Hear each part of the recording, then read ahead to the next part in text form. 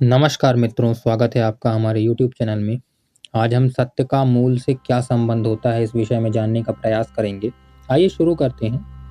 आज मैं आपको एक ऐसी कहानी बताता हूँ जिसे आप सभी तो जानते हैं, लेकिन शायद आपने उसे इस दृष्टिकोण से कभी देखने का प्रयास नहीं किया है। यह कहानी है इंद्रप्रस्थ के निर्माण की। वही इंद्रप्रस्थ है जो कभी खांडव दाह हुआ करता था, जिसमें एक ऐसी भूमि जिसमें रहने योग्य तो बिल्कुल भी जगह नहीं थी, लेकिन क्या था, केवल जंगल, सांपों से भरा हुआ जंगल, ऐसे ऐसे कीट, ऐसे ऐसे जानवर जिन्हें देखने पर खौफ जाहिर हो जाए। इस तरह का जंगल था। आखिर कैसे उसे योगेश्वर श्री कृष्ण की प्रेरणा से मैदानों ने इस तरह से बनाया? कौन सी तकनीक थी जिसको इस तरह से विकसित किया गया कि खांडव प्रस्थ इंद्रप्रस्थ के रूप में जाने लगा? एक ऐसी भव्य नगरी जिसमें ऑप्टिकल इल्यूजन जैसी टेक्नोलॉजी का यूज़ किया गया, जो कि पूर्ण तरह से प्राकृतिक नियमों पर आधारित थी। किसी भी तरह का कोई जंजाल उसमें नहीं यूज़ किया गया जो प्रकृति का विरोध करता हो। आइए उस कहानी को जानते हैं। आज का युवा नौकरी मांगता है, सरकार की तरफ आंखें भर के, किसी बनिए की तरफ आंखें करके। वो ये सोचता है कि एक ऐसा परिवेश है आज के देश में कि हम कंपनियों की तरफ देखते हैं कि कोई हमें काम दे दे, कोई हमें रोटी दे दे। लेकिन जरा पीछे मुड़ के देखिए, उस भारत को देखिए जहां नौकरी मांगना ही पाप समझा जाता था, निर्माण ही परम धर्म माना जाता था। अर्थात कला ही सर्वोच्च है। कला बेची नहीं गई है, परंतु आत्मा से आपको प्रदान की गई है। इस दृष्टिकोण को धारण करते ही हम वहां पहुंच जाते हैं जहां हमें पहुंचना चाहिए। तो एक ऐसे शहर की कहानी मैं आपको सुना रहा हूँ। वो शहर ही था जो किसी वर्ल्ड बैंक के लोन से नहीं बना। वो बना था इच्छा शक्ति, हुनर और प्रकृति के तालमेल से। कहानी है इंद्रप्रस्थ की। अब आप सोचिए कि बनाने से पहले उनके जीवन में इसके प्रति कितनी सारी चुनौतियां आई होंगी। देखा तो एक सूखा, बंजर, पथरीला जंगल था। आंधी चलती है ना। इस तरह का एक स्थिति आप सोचिए कि कितना घना जंगल है, उसे काटने की इच्छा नहीं हो रही। लेकिन उसके बीच में कैसे भवन का निर्माण हो कि पौधे भी हमारे नहीं कटे। बंजर भूमि थी, बंजर भूमि, सूखा मैदान, पथरीला जंगल, उसको हरा भरा बनाना है। अब क्या करें? हस्तिनापुर के बंटवारे में पांडवों को क्या मिला था? खांडव प्रस्थ, एक ऐसा घना जंगल जो सांपों और राक्षसों का घर था। जमीन इतनी कठोर थी कि हल भी न चले, और आसमान ऐसा था कि बारिश भी ना हो। धृतराष्ट्र ने सोचा कि पांडव इस बंजर जमीन पर भूखे मर जाएंगे, वही दे देता हूँ इन्हें। आज की भाषा में कहें तो पांडवों के पास न फंडिंग थी, न इंफ्रास्ट्रक्चर, और ना ही कोई सपोर्ट सिस्टम, है ना। तो उन्होंने कैसे ये जो अभियांत्रिकी यानी इंजीनियरिंग और प्रकृति के संगम से एक ऐसा भवन या भव्य निर्माण बनाया जिसकी चर्चाएं आज तक आधुनिक युग में भी। तो की नज़र में ऐसा क्या है उस खांडव प्रस्थ में जिसको जानने के लिए वो उत्सुक है, उस टेक्नोलॉजी को फाइंड करने के लिए उत्सुक है, लेकिन उन्हें मार्ग ही नहीं मिलता। लेकिन युधिष्ठिर के पास दो चीजें थीं, श्री कृष्ण का विजन और अर्जुन का पुरुषार्थ। और सबसे बड़ी बात, उनके पास मैदानों जैसा इंजीनियर था, अर्थात उस समय का अभियंता जिसने कला को आत्मा से पूजा था, ना कि व्यवहार और व्यापार से। उन्होंने जंगल को जलाया नहीं, उसे ढाला। महाभारत कहती है कि इंद्रप्रस्थ में ज्यामिति और जल प्रबंधन मैनेजमेंट यानी वाटर मैनेजमेंट सिस्टम और ज्यामिति अर्थात जियोमेट्री का एक ऐसा उपयोग हुआ जो आज भी असंभव लगता है। वहां के महलों में दीवारों पर ऐसे स्फटिक अर्थात क्रिस्टल्स लगे थे जो दिन में तो सूर्य की रोशनी को अवशोषित कर लेते थे और रात में बिना तेल के दियों की तरह चमकने लगते थे। यह थी उस समय की सोलर एनर्जी। सोलर एनर्जी का उपयोग आज हम कैसे कर रहे हैं और वो कैसे करते थे, इसमें कितना अंतर है, इस लाइन से आपको पता चल जाएगा। लेकिन इंद्रप्रस्थ केवल महलों से नहीं, वहां की व्यवस्था से महान बना था। वहां कोई बेरोजगार ही नहीं था। क्यों? क्योंकि वहां शिक्षा का मतलब नौकर बनना नहीं था। वहां का कुम्हार मिट्टी से सोना उगाता था, वहां का लोहार लोहे को मोम की तरह ढालता था। अब मिट्टी से सोना उगाने का मतलब क्या है? खेती का कैसा उपयोग हुआ होगा आप सोचिए। हर घर एक फैक्ट्री था और हर व्यक्ति एक उद्यमी अर्थात एंटरप्रेन्योर। आज हम एंटरप्रेन्योर का मतलब कुछ और समझते हैं, लेकिन वो क्या था? वहाँ कर अर्थात टैक्स राजा की तिजोरी भरने के लिए नहीं, बल्कि अकाल अर्थात फैमाइन के समय प्रजा को बचाने के लिए लिया जाता था। क्योंकि तुम मुझे थोड़ा दो, लास्ट में तुम्हारी ही सिक्योरिटी के वो काम आएगा। जैसे कि आज कंपनियां पीएफ लेती हैं, यानी प्रोविडेंट फंड। आज हमारे पास बड़ी बड़ी डिग्रियां हैं, लेकिन हाथ में हुनर नहीं। पांडवों ने बंजर जमीन को स्वर्ग बना दिया क्योंकि उनके पास कौशल, हुनर, स्किल्स थी। और हम उपजाऊ जमीन पर भी भूखे मर रहे हैं क्योंकि हम पराधीन हो गए। हमने अपनी सुई दूसरों से खरीदी, अपना कपड़ा दूसरों से सिलवाया और अपने बीज कंपनियों को बेच दिए।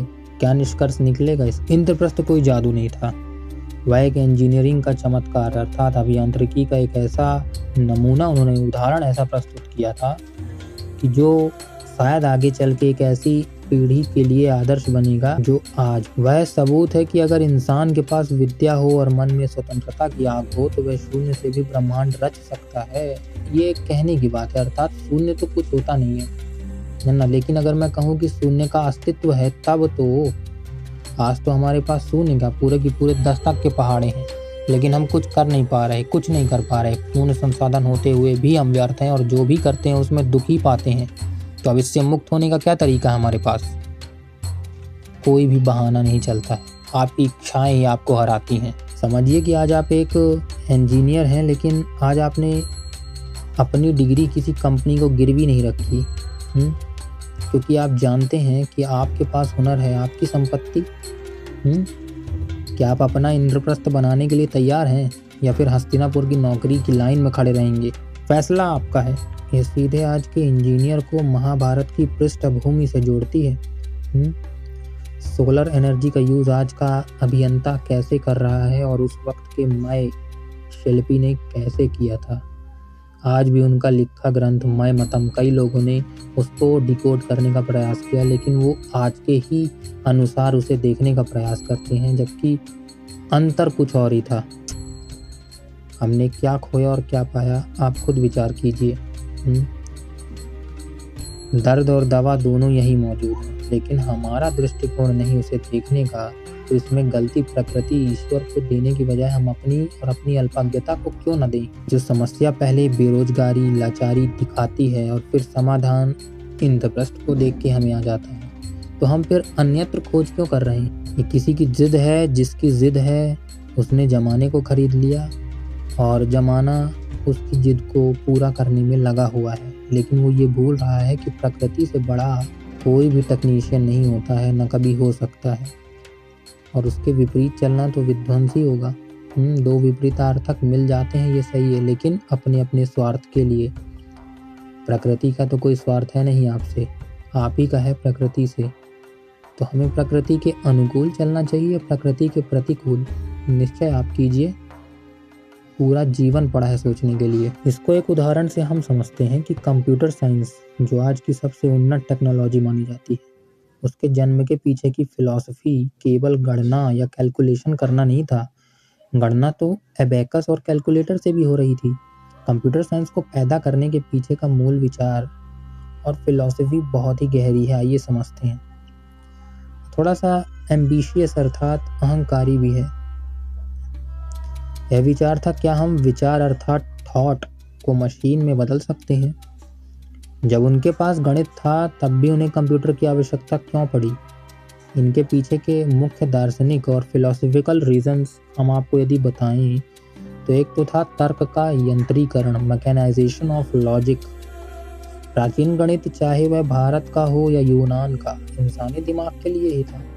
लेकिन इंसानी दिमाग में दो समस्याएं थीं, त्रुटि, एरर, इंसान गलती करता है, थकान और फैटीग, इंसान थकता भी तो है। गॉटफ्राइड लिबनीज जो हैं, 17वीं सदी जैसे दार्शनिकों का मानना था कि दुनिया के सारे झगड़े और भ्रम इसलिए हैं क्योंकि हमारी भाषा और तर्क स्पष्ट नहीं है।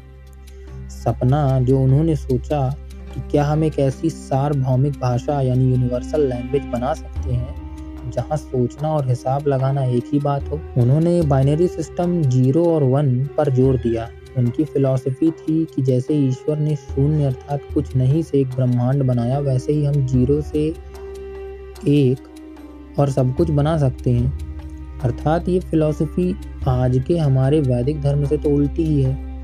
अभाव से भाव की उत्पत्ति नहीं होती, ऋषियों ने कहा, लेकिन इन्होंने सोचा कि अभाव से भी भाव हम पैदा कर देंगे।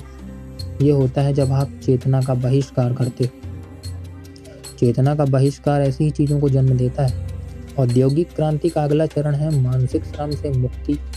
इन्हें चाहिए था कि हम मानसिक श्रम से मुक्त हो जाएं। तो 18वीं और 19वीं सदी में जब यूरोप में औद्योगिक क्रांति यानी इंडस्ट्रियल रेवोल्यूशन आई, तो उन्होंने मशीनों यानी भाप इंजन से शारीरिक श्रम यानी मसल पावर को रिप्लेस कर दिया। ठीक है। पश्चिमी जगत की सोच थी कि प्रकृति पर हम विजय पा लेंगे।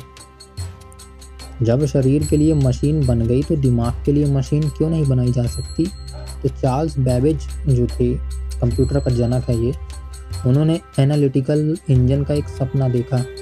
उद्देश्य था गणितज्ञों और क्लर्कों को हटाकर दिमागी काम को भी लोहे और गियर के हवाले कर देना। यह बुद्धि का बाजारीकरण करने की शुरुआत थी। बूलियन लॉजिक्स लगी, निर्णय लेने की प्रक्रिया को गणित बनाना, 0 और 1 पर, यस और नो पर, बूलियन ट्रू और फॉल्स पर आज भी लाई करता है कोडिंग में। यह सबसे बड़ा टर्निंग पॉइंट था। जॉर्ज बूल ने एक किताब लिखी थी जिसका नाम ही था द लॉज ऑफ थॉट, विचारों के नियम। उन्होंने कहा कि इंसान का निर्णय लेना यानी डिसीजन मेकिंग कोई जादुई चीज़ नहीं बल्कि शुद्ध गणित है। क्या बारिश हो रही है?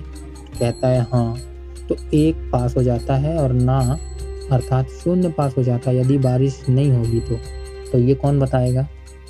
ये जो बारिश को चेक करने वाला मीटर होगा वो बताएगा प्रोग्रामिंग के अनुसार। क्या मेरे पास छाता है? तो यदि मेरे पास छाता उपलब्ध होगा तो मैं खुद ही हाँ कह दूंगा, लेकिन इसके लिए भी अब मशीन की ज़रूरत। ये क्या बात है?